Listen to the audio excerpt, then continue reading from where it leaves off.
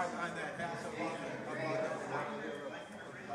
up on that shot down the building. Was it right behind your house or was it right behind the shop? Right behind the house.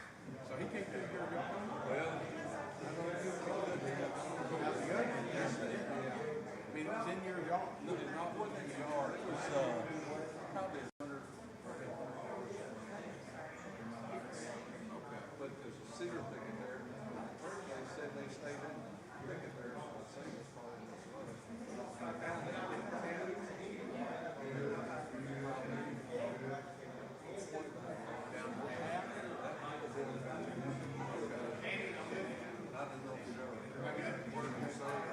I didn't know exactly where they found it. I know they sent guys out to see where, and then, you know, we had a gun battle that went out before I got in there. So, hey folks, we'll go ahead and get started here. It's 9:30. Judge Summers is out today with his father, so we'll be working to operate the fiscal court today without him today. But before we get started, I'll need Candy to take over and take care of some business. Yes, magistrates, before you can even open the meeting, you'll need to vote to appoint one of you, and I think before you've done Mr. Logsdon, appoint one of you to chair the meeting today.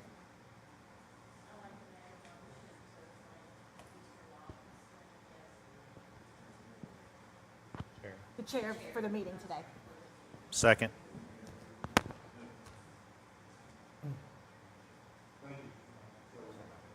Yeah. I can even do that right now. You just need to call for,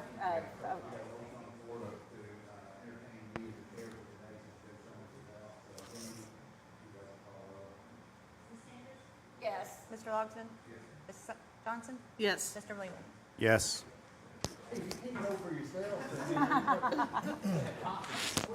Okay. You can proceed with opening the meeting. For this office, I was going to get at least one. All right, so once again, thanks everybody for coming here. We'll call the meeting to order, but first we'll call roll. I do want to say thank you all for coming out. Just keep in mind it is election day, so if you have not voted, get out and vote after we adjourn the meeting today. But to call the meeting to order, team, you can call roll. Mr. Logsdon? Yes. Johnson? Here. Mr. Bleemel? Yes. Ms. Sanders? Yes. All right, folks, if we could ask everybody to stand, I'm going to ask Mr. Blamel to give prayer and Pray with me. Heavenly Father, we come to you this morning just thanking and praising you for many blessings, Lord. We just pray that you continue to watch over us and guide us. Help us, give us wisdom, discernment, and knowledge, Lord. We just pray that you will support this meeting, bless our county, bless the state, help us to elect the officials, Lord. We just pray for everything that's going on in Israel, turn on. We just pray all this in Jesus' holy name.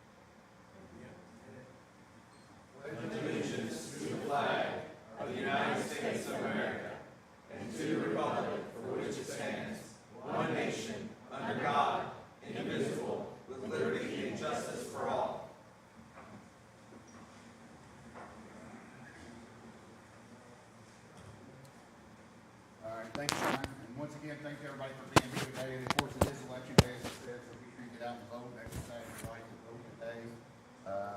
I do want to say something real quick before we do get started, just real quick. It's kind of special to be up there today, actually, in this role, because I had to take some time off last week, but my dad passed away in March 24th of this year. And my dad had an identical twin brother who served in Grayson County as judge executive for 24 years. He retired in 2017. My dad and my uncle both had double lung transplants in 2015 from idiopathic pulmonary fibrosis. So I actually in high school and different times had worked with my uncle through the county in Grayson County growing up, and that was honestly a big inspiration to me getting involved with running for magistrate. And last week on October 31st, my uncle passed away just 7 months later than my dad. So they both have the same condition, but they both lived 8 extra years. We got 8 extra years with them by having a double lung transplant. So that brought a lot of peace. But I just wanted to say something because we laid him to rest just a few days ago, actually. And it's been kind of a tough week, but it's also been kind of inspiring to know that that's kind of the reason that I'm up here now is because of him. So he served as judge executive in Grayson County for 24 years, and as I said, retired in 2017. Was pretty well known in the area and stuff. So I just wanted to kind of throw that out there so we keep my family in your thoughts and prayers and stuff. It's been kind of a tough year. I have spent a little bit more time on the weekends at Litchfield, just kind of helping my mom out, my family out with some different things, and my dad not being there, and then my uncle just passing. It's been kind of tough. But I just wanted to say that, and y'all can keep our family in thoughts and prayers. It just mean a lot because my uncle, he was a big inspiration to me for me being up here. So I just want to say that and move on, but thank you all. But let's open up the treasurer's transfer report. Yes, and that is presented to you and is dated for today, November the 7th of 2023 for your approval. I'd like to make a motion to approve the treasurer's transfer report. Second. All right, I've got a motion on the floor by First District Magistrate Sanders, a second by Fourth District Magistrate Legal. Can you call the roll, please? Mr. Logston? Yes. Ms. Johnson? Yes. Mr. Bleemel? Yes. Ms. Sanders? Yes. Motion carried. Thank you. All right, next up on the agenda, presentation approval of all bills.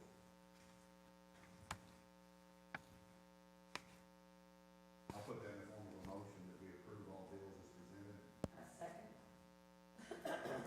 All right, Candy, we got a motion on the floor by myself, second district magistrate Austin, a second by first district magistrate Sanders. What do you call the roll? Ms. Johnson? Yes. Mr. Bleemel? Yes. Ms. Sanders? Yes. Mr. Logston? Yes. Motion carried. All right, thank you so much for that. Next, approval of minutes. I need a motion to approve the minutes for October the 17th, 2023. So moved. I'll second. All right, we got a motion on the floor to approve the minutes October 17th, 2023. Fourth District Magistrate Legal, second by Third District Magistrate Johnson. Can you call the roll, please? Mr. Bleemel? Yes. Ms. Sanders? Yes. Mr. Logston? Yes. Ms. Johnson? Yes. Motion carried. All right, next up will be guest speakers. I don't know if we have, there is no guest speakers today signed up on the list, so we'll move past that. We do have a presentation today, so it'll be the next thing on our agenda. Danny, are we here today to do a presentation? In this presentation today, it's going to be, should we give you an update here? If you all remember, I guess several months back, we approved a temporary trial basis for 5 cameras for EMS, so that's what the presentation is relating to today. Good morning. My name is Danielle Latondres. I am a paramedic and shift supervisor here at Bullitt County EMS. Like Mr. Logston said, A few months back, we came to fiscal court asking for approval to do a trial period with Axon body cameras here in EMS. It was a pretty novel idea within Kentucky, and we've had great success with it, and we just want to show you all a snapshot of what our trial period looked like, and asking approval to purchase cameras so that way we can continue with this program here at Bullitt County. So during the trial period, we had 14 of what Axon calls AB3 body cameras. That was at no cost to us or the county. The providers who had these cameras on were the directors, training staff, and all supervisors. Within 6 weeks, we had 673 video recordings. There are a couple clips just to kind of give you all a visual of what these body cams did for us. I need to preface this with just a viewer discretion. What you're about to see actually contains real medical procedures within emergency medical service. These videos are actual patients treated by Bullitt County EMS, and the videos have been visually and audibly redacted in accordance to comply with HIPAA compliance.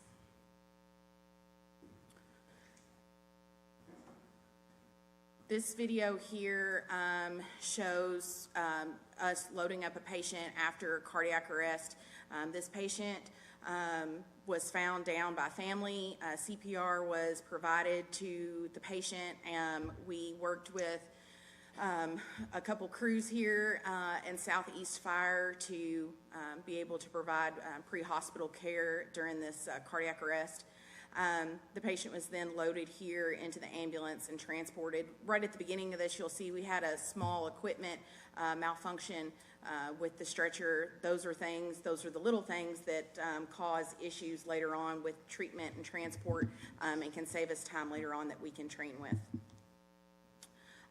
While this continues to play, Dr. Kuzel, one of our medical directors, I met with him yesterday, and he did want me to share a statement with you guys. I believe the implementation of this program will be an asset to our agency in the terms of quality assurance, legal, and education. This body program has my full endorsement and support. There's a additional video here.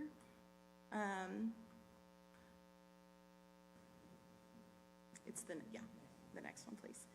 This video here was a gentleman that we picked up, again, here in Bullitt County. I have a student on board, a paramedic student. If you all do not know, a paramedic student has to complete 500 hours of time in the back of an ambulance learning how to be a paramedic. We have struggles daily with trying to get IVs or other skills completed to assist them in their education.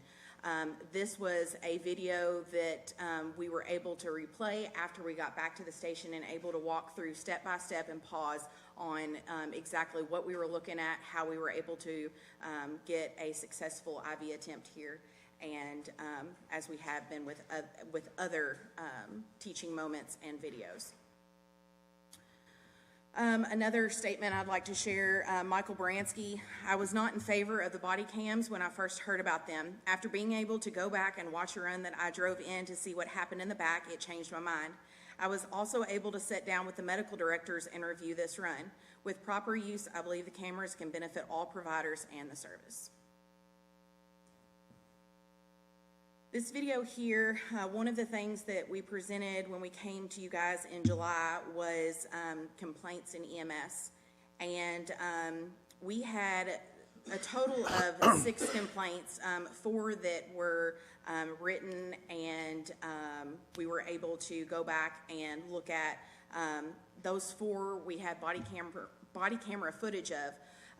The one that you're seeing right here was a doctor and staff stated that the transporting crew transported to the wrong facility. They said the complaint was that they said the patient needed to go to one facility and we transported him to a different facility.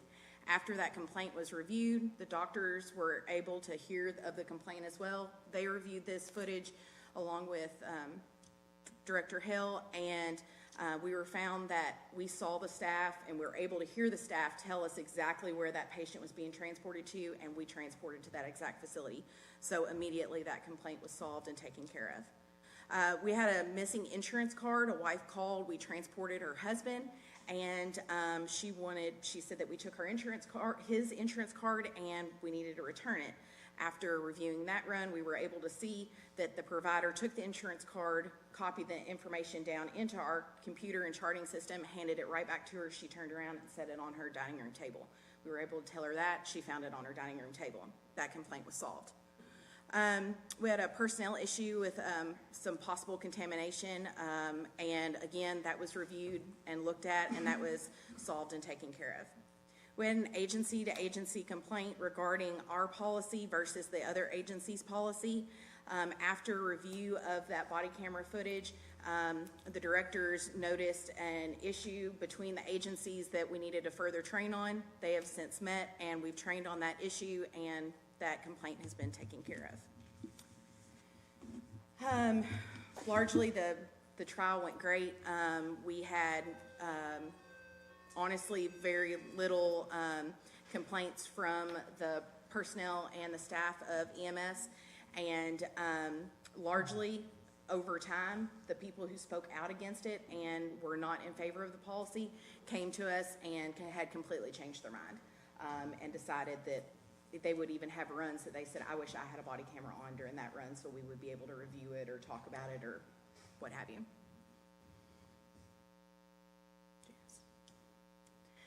So we're asking fiscal court to approve a purchase of 80 body cameras for EMS. This is a snapshot here you're seeing of a quote. For 80 cameras, it's the newest version of the camera, and this is a 5-year, I will dumb it down for me, not for you all, but it's a 5-year lease. In 3 years, it auto refreshes to the newest device that they carry. And so at the total for 5 years is $350,740.10. And that is broken down yearly to $70,148.02. This will give us, along with our 15 current cameras, this will give us 95 total cameras. We'll be able to provide, give every provider in the county equipped with a body camera. And if we were able to go ahead and purchase these, we hope to have all phases of the implementation done and started by January 12th. Just to add on to the cost of this and stuff, I met with Mr. Griffey a couple of weeks ago and Judge Summers. We discussed, we had 2 ambulance wrecks earlier in the year, unfortunately, and insurance paid us a total of about, I can't remember the exact numbers, $368,000, I do believe. That money went back into a general fund, to my knowledge.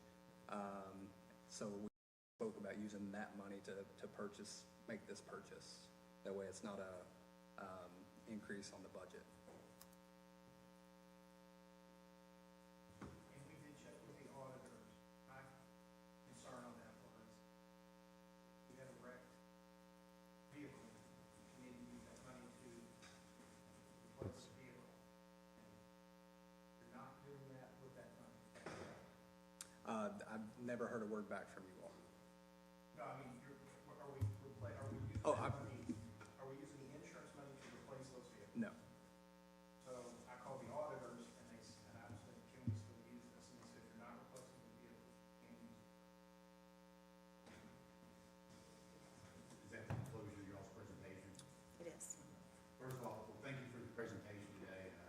I mean, the last one you did is very thorough. This one here is extremely thorough. I definitely see where, there could be a big advantage to this.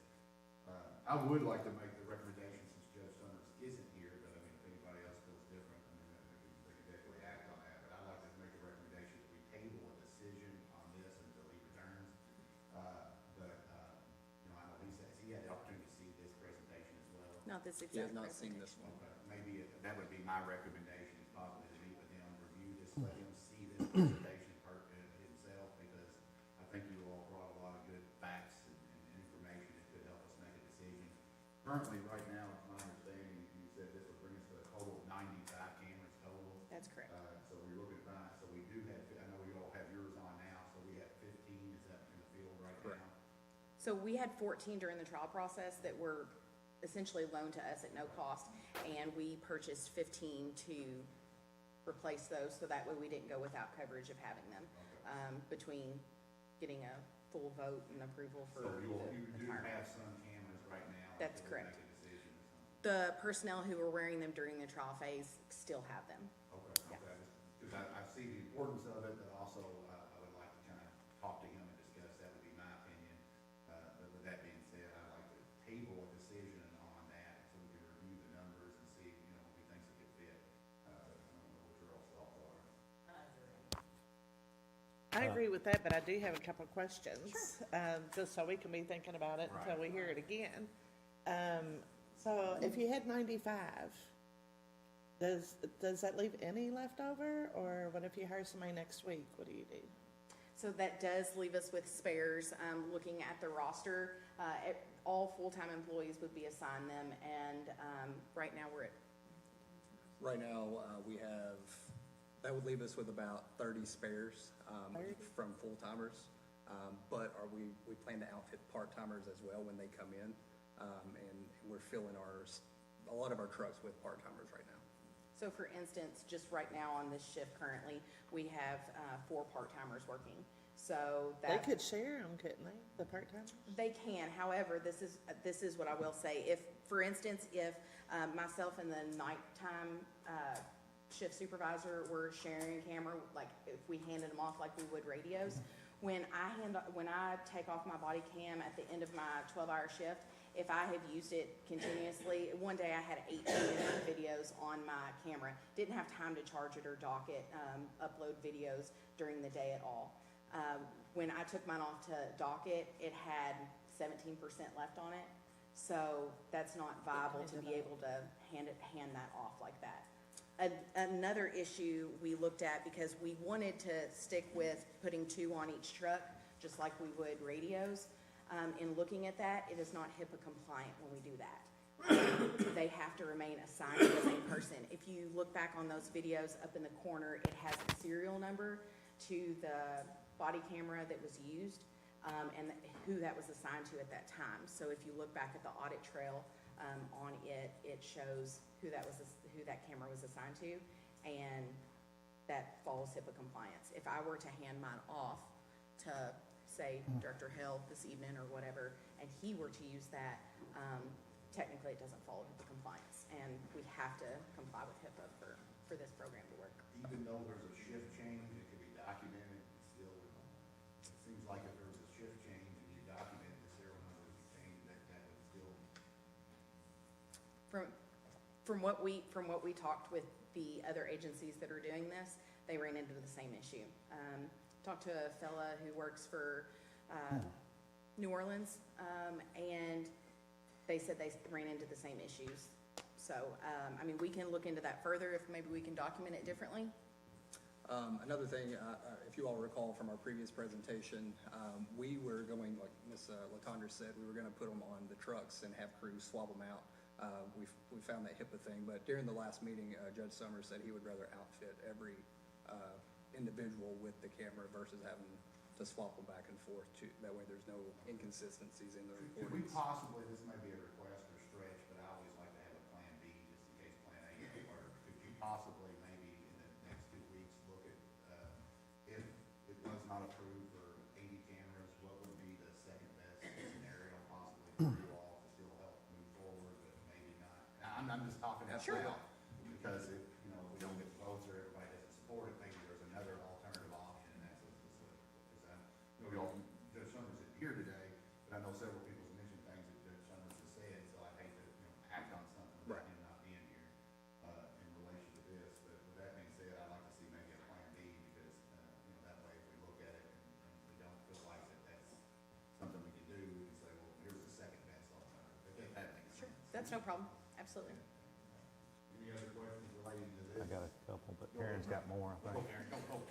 Okay, But ambulances, you don't need to replace them? Are they totaled, or are they gone, or? So it was built into the budget. We already had 2 on order for this year, and then we've got 2 coming next year that are already ordered, and they're already replaced. So those ambulances that were wrecked at the beginning of the year were actually being phased out anyway. I mean, it's just a weird coincidence that you need $350,000, at $350,000,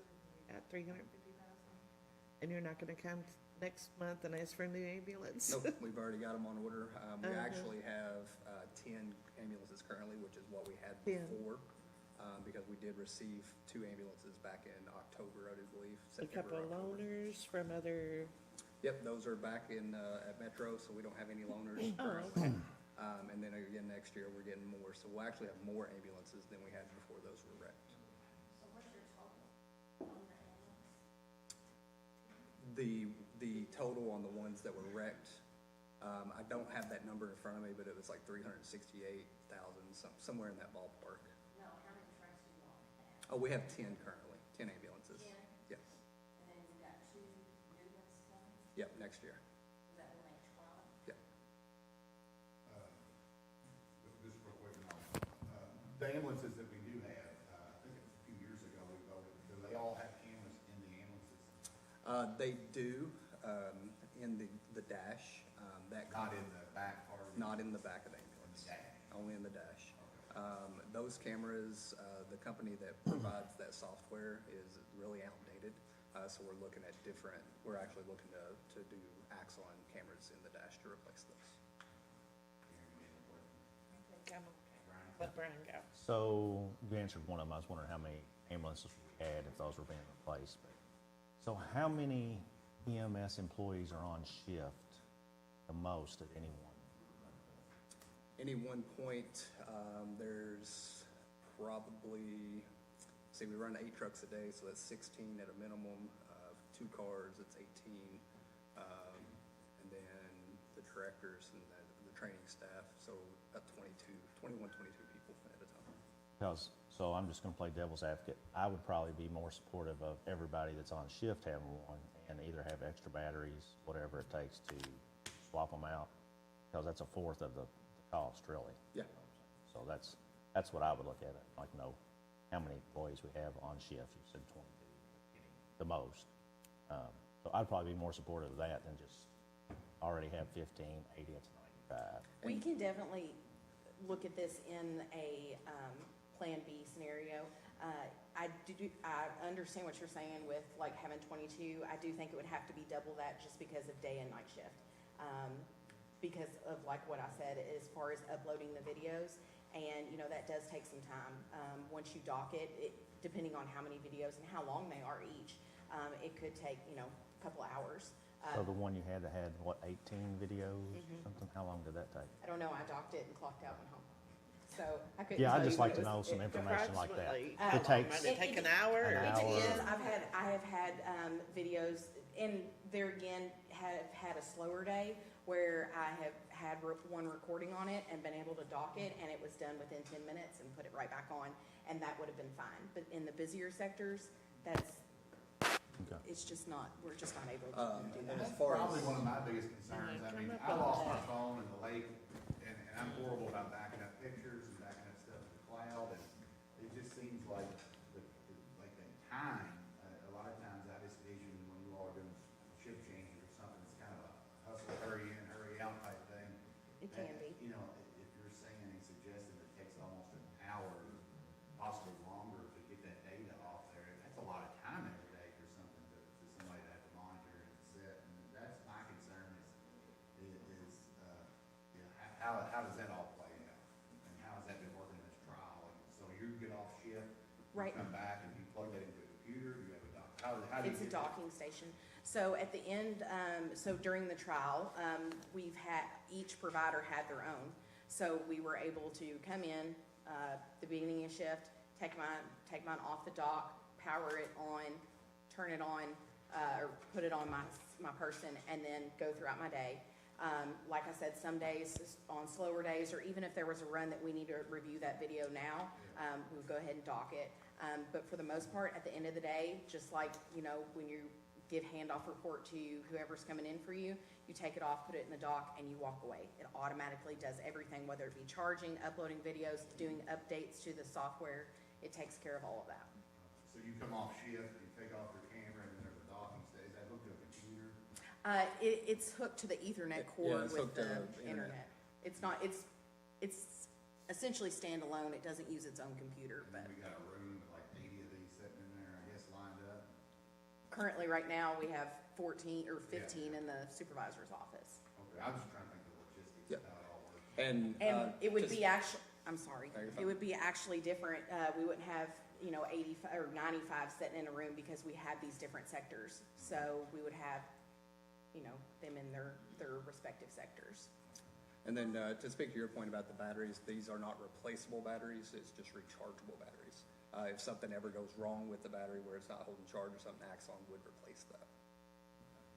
How many shifts do y'all have? Do y'all work 8-hour shifts or do y'all work longer shifts? We have 4 12-hour shifts each day. So we have I'm sorry, 2 12-hour shifts each day, 4 total shifts. So we have an A days and A nights, a B days and a B nights. The county has purchasing paper, and anything over $40,000, it has to be bid out. So, and that's just another reason I think I just want to table, let's talk about some things before we make any action today. Is there any other questions at all before we move on? I'm still a little confused on the shifts. You said you had 4 12-hour, Yeah. that's for a week, right? Yeah, so the way our shifts work is, during a 24-hour period, there's 2 different shifts. There's a day shift and a night shift. And then And they total, work there's 12 4 hours shifts. each? Yes. Okay. So currently, I am on a B-day rotation. So I work this week, Monday and Tuesday, Friday, Saturday, Sunday. And the, of course, B nights follows those nights. And then A days and A nights this week would follow their Wednesday, Thursday. It's considered what we call a 2-2-3 schedule. And I think what Brian's suggesting is, correct me if I'm wrong, Brian, is maybe even if you went, and then you made a comment about possibly if you did do the plan B, instead of doing just one shift, you do both shifts.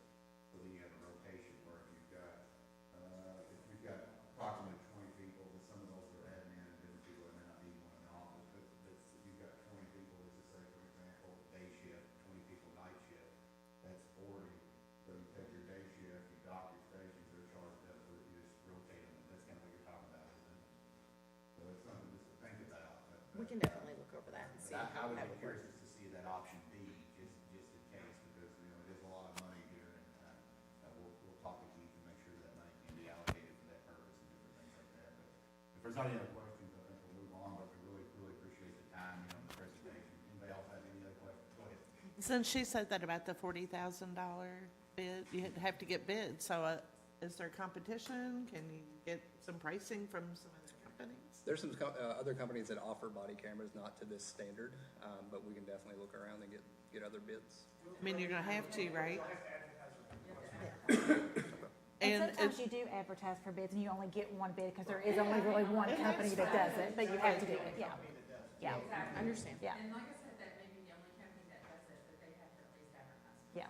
Ken Amber's got a good point, so get with the judge's office and make sure that we do that, because obviously we can't take any action moving forward with that being above 40,000, so I would encourage you, even if nobody else bids it, you know, at least we have to go through the process to ensure that everything's done the right way. So, Yeah.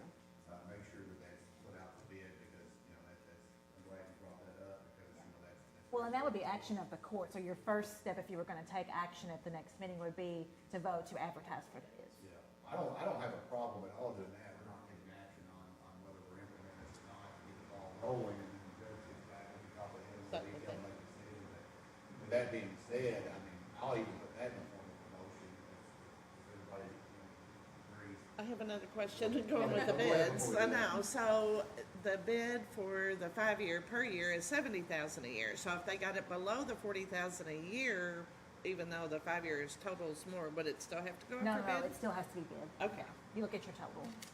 because it's a 5-year contract, so you got, okay. I just thought if they could get it below 40, we wouldn't have to bid. So I'm sure you all That's can no work problem. closely with the judge's office, just ensure that whatever you bid it, that possibly they might be, I don't know, because I think it would be nice for us to look at plan B, it's an option B. Anybody want to add anything before? Is everybody okay, you think, we're just gonna have to go and get that out for bid? So how many are we gonna bid? Are we gonna bid 80 or per unit? You know what I'm saying? No. Yeah. Maybe we should just, We can, if you all are okay with it, we could have them do two separate quotes for like a 40 bid and also an 80 bid. I would also like to point out that within this quote, it also takes care of all of the maintenance of the cameras, and also, it takes care of the, evidence.com that stores all of the videos. So that was, again, we can talk about this at next meeting or whenever, but one of the other companies that we looked at before going with the trial was that they didn't have their own evidence.com type style of retaining these videos. So that is included within this. So we can, if that would be okay, can we do a 40 quote and an 80 quote, and then put those out for bids? You all comfortable with that? Okay. Well, I'll entertain the motion. We're not making any action on this. Like I said, we can talk to the judge, and we'll look at the data and stuff we get back and put this out for bid.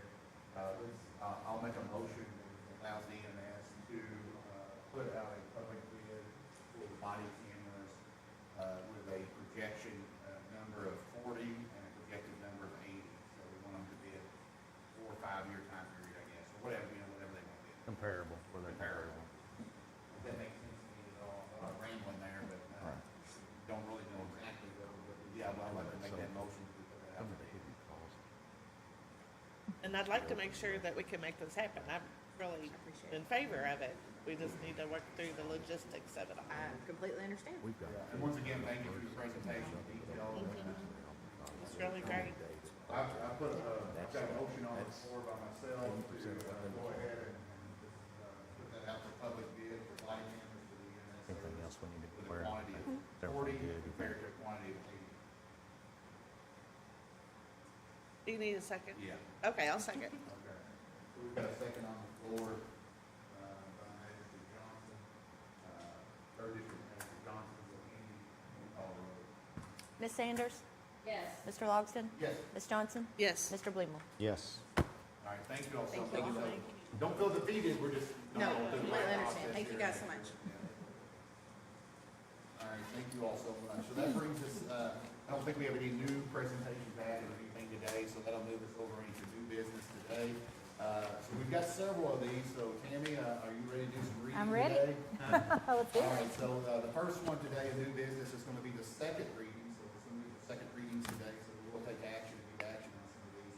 But the first one's gonna be second reading zoning ordinance 2023Z-32, James Jewell. Commonwealth of Kentucky, County of Bullitt, zoning ordinance number 23-32.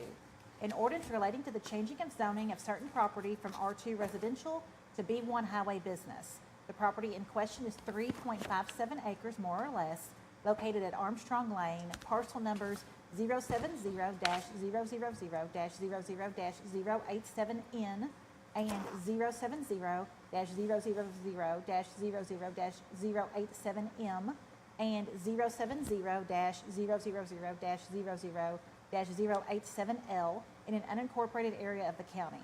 Whereas the Fiscal Court of Bullitt County has considered the evidence of the public hearing held by the Joint Planning Commission and the recommendations of the Commission, the information provided in the staff report of the Office of Bullitt County Planning and Zoning, and the testimony and evidence presented at the public hearing held by the Fiscal Court, and whereas the Fiscal Court concurs in and adopts the reasons of the Joint Planning Commission for said zoning change, and approves and accepts the recommendations of the Planning Commission in this matter as set out in said minutes, and determines that the proposed zoning change is acceptable and should be approved. Now therefore be it ordained by the Fiscal Court of County of Bullitt, Commonwealth of Kentucky. Section 1. that the above property located in the unincorporated area of Bullitt County and more particularly described in the minutes and records of the Planning Commission in docket number 2023Z-53 is hereby changed from R2 residential to B1 highway business. Section 2. This ordinance shall take effect upon passage and publication as required by law. Section 3. Should any section, provision, or part of this ordinance be declared unconstitutional or invalid for any reason by a court of competent jurisdiction, then the remainder of this ordinance shall not be affected and shall remain in full force and effect. Section 4. All ordinances and resolutions to the extent they are inconsistent herewith are hereby repealed. Given first reading and public hearing at a regular meeting of the Bullitt County Fiscal Court on the 3rd day of October 2023. Given second reading at a regular meeting of the Bullitt County Fiscal Court on the 7th day of November 2023. Thank you. Consider this as a second reading. There is no opportunity to speak, unfortunately. However, this falls in my district, so I'd like to make a motion that we approve and accept the recommendation of the Bullitt County Planning Commission for zoning ordinance 2023Z-32. Second. We've got a motion by myself on the floor and a second by Fourth District Magistrate Lingle. Andy, please call the roll. Yes. Logston? Yes. Ms. Johnson? Yes. Mr. Blingmore? Yes. Motion carried. All right, thank you. All right, the second order of business, the new business, is the second reading of zoning ordinance 2023Z-33, Ronald Fitt, Travis Lawton.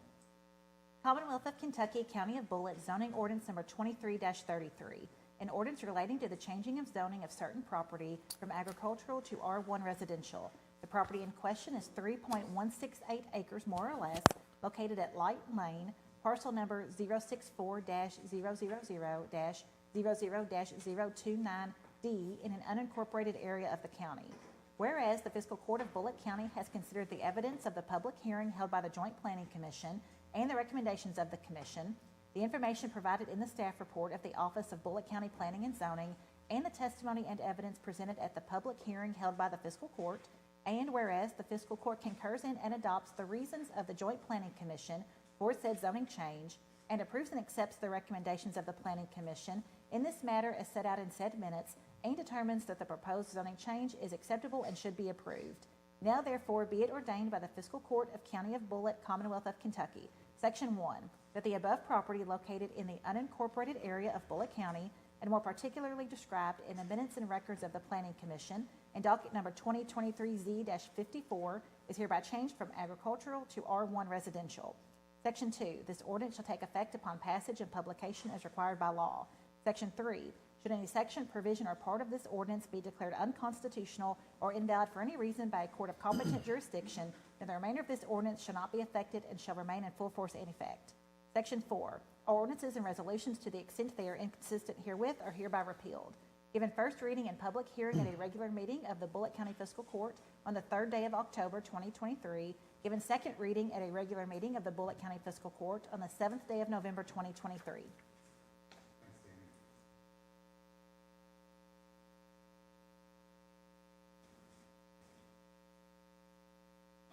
I'll make a motion that we accept the Bullitt County Planning Commission's recommendation for 2023Z-54.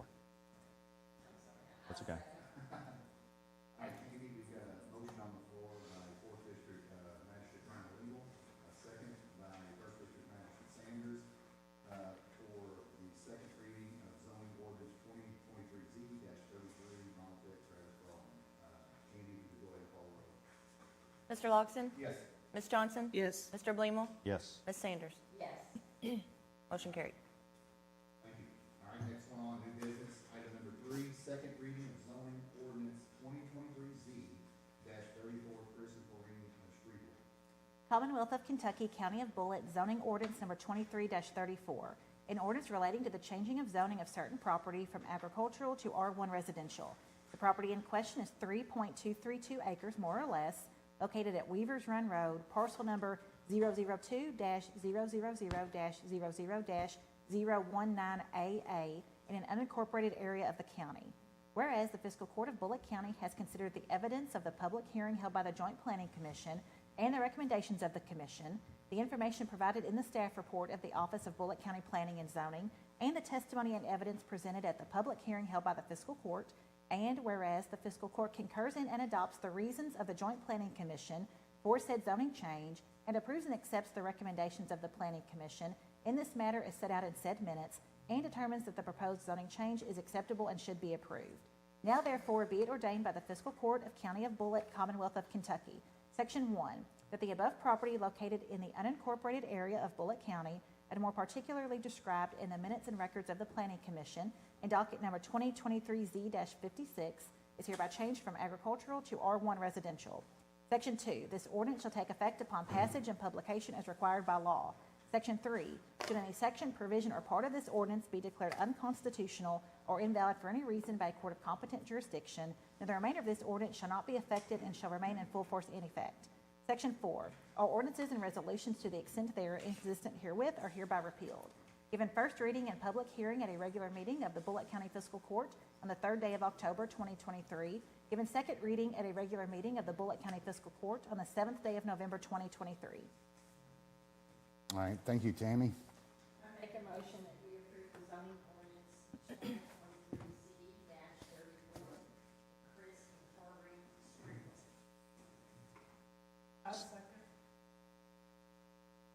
All right, thank you. All right, we've got a motion on the floor by First District Magistrate Vera Sanders, a second by Johnson for the second reading of zoning ordinance 2023Z-34, Chris and Corrine Strebel.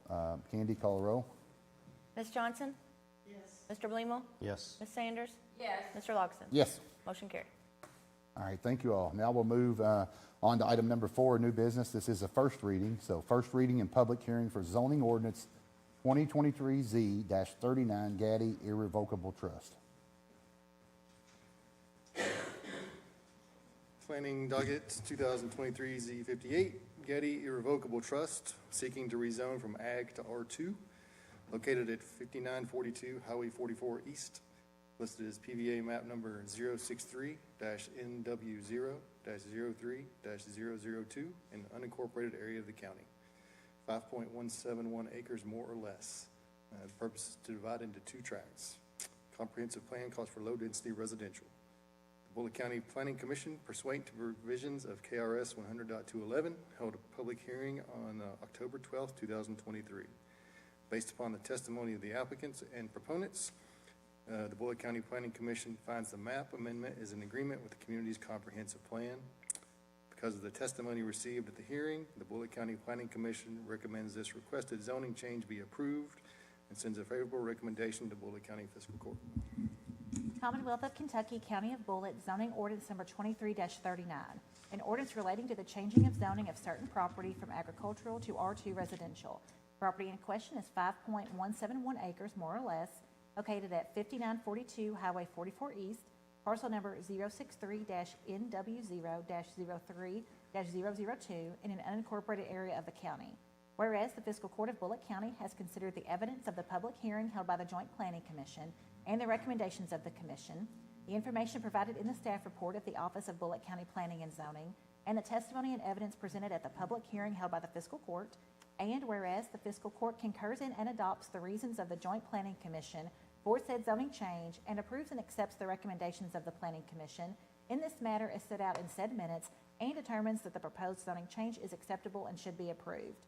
Now therefore be it ordained by the Fiscal Court of County of Bullitt, Commonwealth of Kentucky, Section 1, that the above property located in the unincorporated area of Bullitt County, and more particularly described in the minutes and records of the Planning Commission in docket number 2023Z-58, is hereby changed from agricultural to R2 residential. Section 2, this ordinance shall take effect upon passage and publication as required by law. Section 3, should any section, provision, or part of this ordinance be declared unconstitutional or invalid for any reason by a court of competent jurisdiction, then the remainder of this ordinance shall not be affected and shall remain in full force in effect. Section 4, all ordinances and resolutions to the extent they are inconsistent herewith are hereby repealed. Given first reading and public hearing at a regular meeting of the Bullitt County Fiscal Court on the 7th day of November 2023, to be given second reading at a regular meeting of the Bullitt County Fiscal Court on the 21st day of November 2023. All right, thank you, Tammy. Since this is the first reading, is there anybody here to speak for zoning ordinance 2023 Z-39? feel free to come on up or stand there if you'd like, or, okay. Yes, sir, I had a person come out with about an acre of ground, whatever, and that's the reason I'm here today to change zoning of it. Again, Sir, can you just state your name? Charles Gaddy, Say it one more time, please. Charles Gaddy. Charles Gaddy. Anybody have any questions for Mr. Gaddy? Okay, thanks for coming, Mr. Gaddy. Thank you so much. Now I'll ask the court, is there anybody here to speak against zoning ordinance 2023Z-39? I see no hands, I hear no comments. Okay, so we'll move forward. Thank you so much. Thank you. So, of course, this is the first reading. We'll be voting on this at the next meeting. All right, any other questions about that one? Any questions, magistrates? All right, we'll move on to the next one. This is item number 5 on new business. First reading and public hearing for zoning ordinance 2023Z-40. Sue Ann Pate, trustee, Gentry Family Wealth. Planning docket 2023Z59, Sue Ann Pate, trustee, Gentry Family Wealth Defender Trust, seeking to rezone from Ag to R1, located at 4643 Zonton Road, listed as PVA map 061-000-00-021, an unincorporated area of the county. 3.87 acres more or less. The purpose is to split into 3 tracts for single-family residences. Comprehensive plan calls for low-density residential. The Bullitt County Planning Commission, pursuant to provisions of KRS 100.211, held a public hearing on October 12, 2023. Based upon the testimony of the applicants and/or proponents, the Bullitt County Planning Commission finds the map amendment is in agreement with the community's comprehensive plan.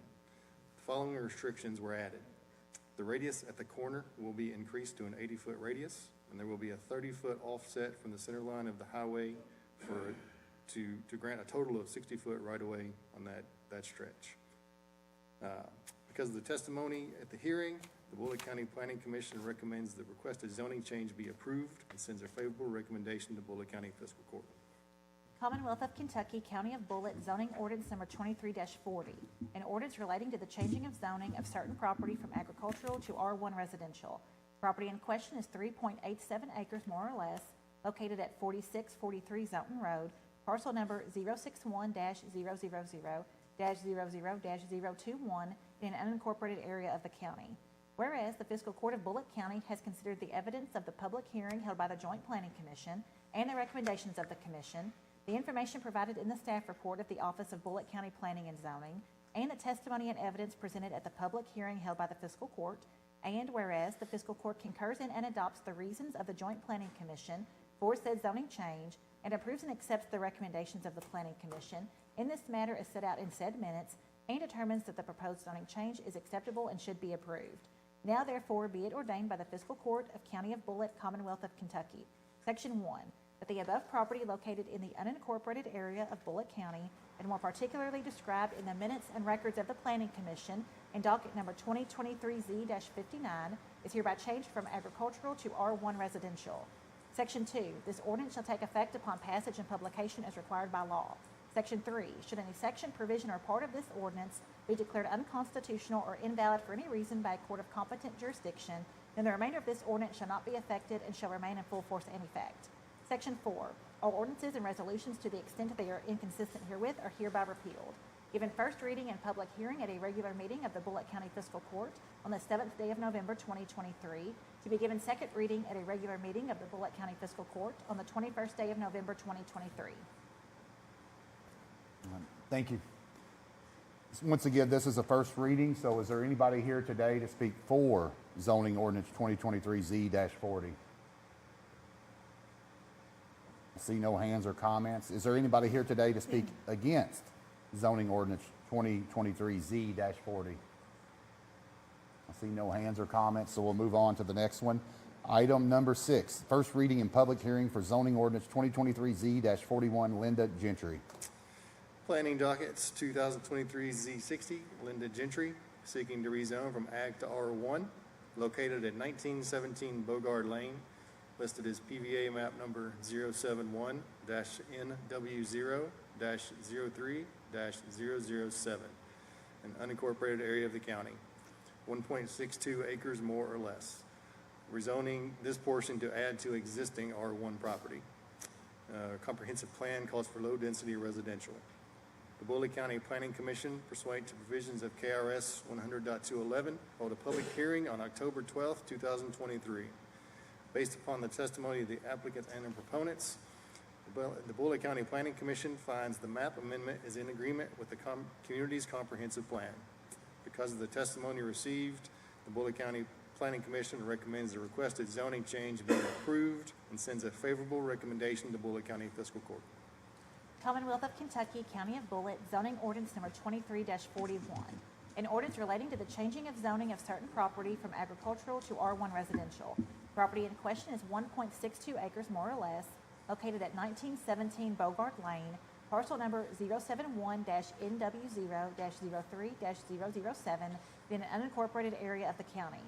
Whereas the Fiscal Court of Bullitt County has considered the evidence of the public hearing held by the Joint Planning Commission and the recommendations of the Commission, the information provided in the staff report of the Office of Bullitt County Planning and Zoning, and the testimony and evidence presented at the public hearing held by the Fiscal Court, and whereas the Fiscal Court concurs in and adopts the reasons of the Joint Planning Commission for said zoning change, and approves and accepts the recommendations of the Planning Commission in this matter as set out in said minutes, and determines that the proposed zoning change is acceptable and should be approved. Now therefore be it ordained by the Fiscal Court of County of Bullitt, Commonwealth of Kentucky, Section 1, that the above property located in the unincorporated area of Bullitt County, and more particularly described in the minutes and records of the Planning Commission in docket number 2023Z-60, is hereby changed from agricultural to R1 residential. Section 2, this ordinance shall take effect upon passage and publication as required by law. Section 3, should any section, provision, or part of this ordinance be declared unconstitutional or invalid for any reason by a court of competent jurisdiction, then the remainder of this ordinance shall not be affected and shall remain in full force and effect. Section 4, all ordinances and resolutions to the extent they are inconsistent herewith are hereby repealed. Given first reading and public hearing at a regular meeting of the Bullitt County Fiscal Court on the 7th day of November 2023, to be given second reading at a regular meeting of the Bullitt County Fiscal Court on the 21st day of November 2023. Thank you. Once again, this is another first reading, so is there anybody here today to speak for zoning ordinance 2023Z-41? Mr. Wooldridge? I represent Mr. Jeffrey. I'm not going to give any speech. If there's any questions, I'll be glad to answer. Just ask that you follow the recommendation. Okay, thank you for being here today. Anybody have any questions for Mr. Wooldridge? Thank you. Is there anybody here to speak? Well, let me ask you again. Is there anybody else here to speak for? Okay. Anybody here to speak against zoning ordinance 2023Z-41 today?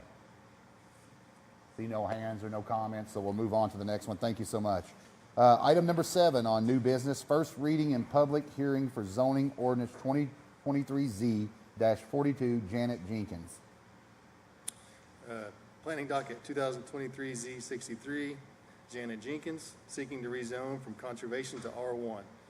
Located at 409 Myers Road, listed as PVA map number 050-000-00-051G, in the unincorporated area of the county. 1.23 acres more or less, and the purpose is to sell off that 1.23 acres for a new homeowner. Comprehensive plan calls for agricultural rural residential. The Bullitt County Planning Commission, pursuant to provisions of KRS 100.211, held a public hearing on October 12, 2023. Based upon the testimony of the applicants and our proponents, the Planning Commission finds the map amendment is in agreement with the community's comprehensive plan. Because of the testimony received, the Bullitt County Planning Commission recommends this requested zoning change be approved and sends a favorable recommendation to the Bullitt County Fiscal Court. Commonwealth of Kentucky, County of Bullitt, zoning ordinance number 23-42, an ordinance relating to the changing of zoning of certain property from conservation to R1 residential. Property in question is 1.23 acres more or less, located at 409 Myers Road, parcel number 050-000-00-051G, in an unincorporated area of the county.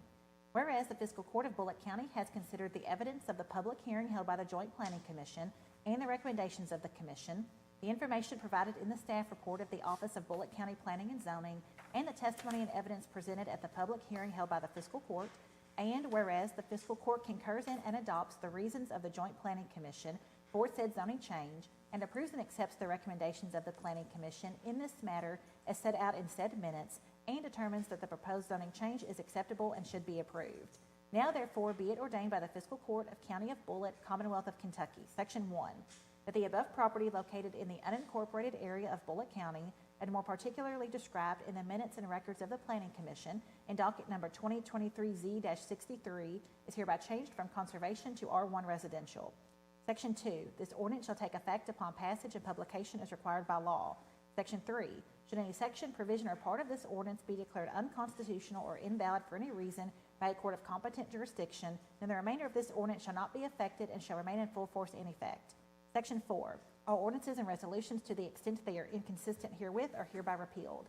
Given first reading and public hearing at a regular meeting of the Bullitt County Fiscal Court on the 7th day of November 2023, to be given second reading at a regular meeting of the Bullitt County Fiscal Court on the 21st day of November 2023. Thank you.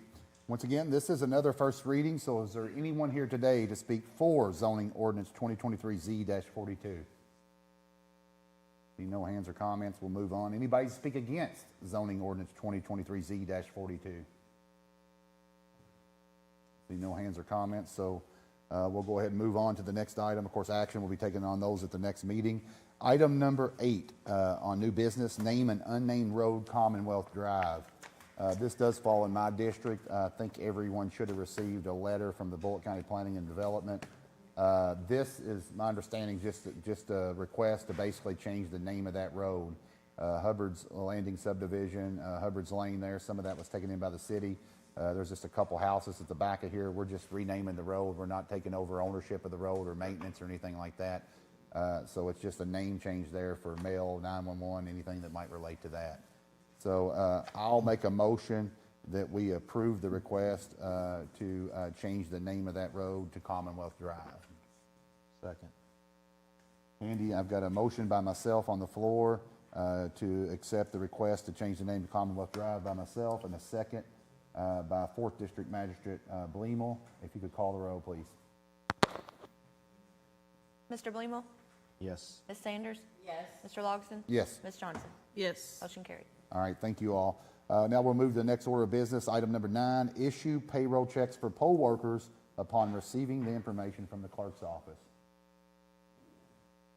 Have we got all the information we need from the clerk's office on that? Not yet. They're working today.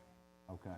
So it'll be in a couple of days. We'll get it, but we don't have to wait till the next meeting to pay them So if we we can go do ahead and make this. that motion and move forward? Yes. Okay.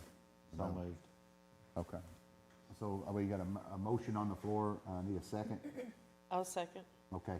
We've got a motion on the floor by 4th District Magistrate Bleemel. We've got a second by 3rd District Magistrate Johnson to go ahead and cut those payroll checks for the poll workers working today.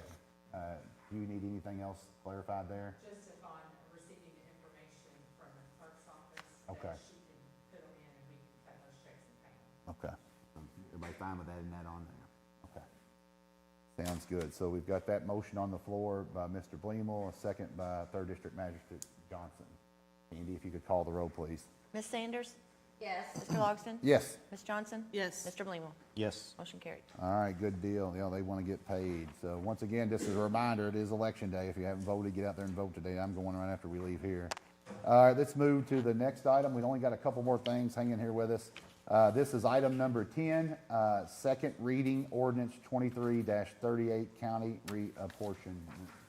I know Mr. Mooney's not here today. He's busy doing election stuff, but I think we've all had the opportunity to review that, whether we're happy with it or not happy with it. I think it's kind of, Karen? What? Yeah, I'm losing a lot of good people too, so you got to take care of them now, okay? I'll take You care promise of me? them. I'll take care of Okay, so I guess we need some action on that to go ahead and implement. Is that right, Ms. Baker? Yeah, and I'll read it and then y'all can Okay. vote on it. And where it references Exhibit A in here, that is what Kevin presented to the fiscal court some months ago. Okay. Commonwealth of Kentucky, Bullitt County, ordinance number 23-38, an ordinance pursuant to KRS 67.045, adopting the report of the Reapportionment Commission and reestablishing the boundary lines of the existing magisterial districts, adopting a map of same and fixing compensation of reapportionment commissioners. Whereas KRS 67.045 subsection 2 requires that Fiscal Court of Bullitt County, Kentucky maintain each county magisterial district in a manner so that each district be drawn so that the districts are compact contiguous, and the population of each district is nearly equal as possible. And whereas KRS 67.045 subsection 4 requires that the fiscal court initiate reapportionment proceedings in May of the first year following the decennial census of the United States, 2020 census data attached hereto as Exhibit C, and at other times as appropriate. And whereas the fiscal court of Bullitt County has appointed 3 reapportionment commissioners who reside in Bullitt County and County Clerk Kevin Mooney, and whereas the Reapportionment Commission filed its report with the Bullitt County Fiscal Court indicating that existing magisterial districts are not as equal as possible and therefore recommending changes in such districts. Now therefore be it ordained by the Fiscal Court of County of Bullitt, Commonwealth of Kentucky as follows. Section 1. The findings of fact and recommendations of the Reapportionment Commission having been presented to Fiscal Court and attached hereto as Exhibit A is hereby adopted, ratified, and incorporated herein as if set out in full. And the boundaries of the magisterial district shall be modified to the boundaries as recommended in such report and depicted and attached hereto as Exhibit B is hereby adopted. Section 2. The commissioners shall be paid the sum of $200 by the county treasurer for their services. Section 3. The advertisement of the consideration of this ordinance published in accordance with KRS Chapter 424 shall notify any registered voter of Bullitt County, Kentucky that an action may be brought before Bullitt Circuit Court to reverse the provisions of this ordinance within 20 days of the adoption hereof. Section 4, severability. Should any section, subdivision, sentence, or clause of this ordinance be held unconstitutional or invalid for any reason by a court of competent jurisdiction, then such portion shall be deemed a separate, distinct, and independent provision, and such holding shall not affect the validity of the remaining portions of this ordinance. Section 5, inconsistent ordinances repealed. All ordinances and resolutions or parts thereof, to the extent they are inconsistent herewith, are hereby repealed. Section 6, publication requirement. This ordinance shall take effect upon passage and publication as required by law. Given first reading at a regular meeting of the Bullitt County Fiscal Court on the 17th day of October 2023. Given second reading at a regular meeting of the Bullitt County Fiscal Court on the 7th day of November 2023. And we do need action. Okay, thank you. So thank you for reading that. So anyone want to put that in the form of a motion? I will. I'll go ahead and put that in the form of a motion that we accept the second reading ordinance 23-38, the county reapportionment. Second. Andy, we've got a motion on the floor to accept ordinance 23-38, county reapportionment by myself. And then we've got a second by 4th District Magistrate Bleemel. If you could go ahead and call roll, please. Ms. Sanders? Yes. Mr. Logson? Yes. Ms. Johnson? Yes. Mr. Bleemel? Yes. Motion carried. All right, good deal. I think we've got just one more thing. Is that right?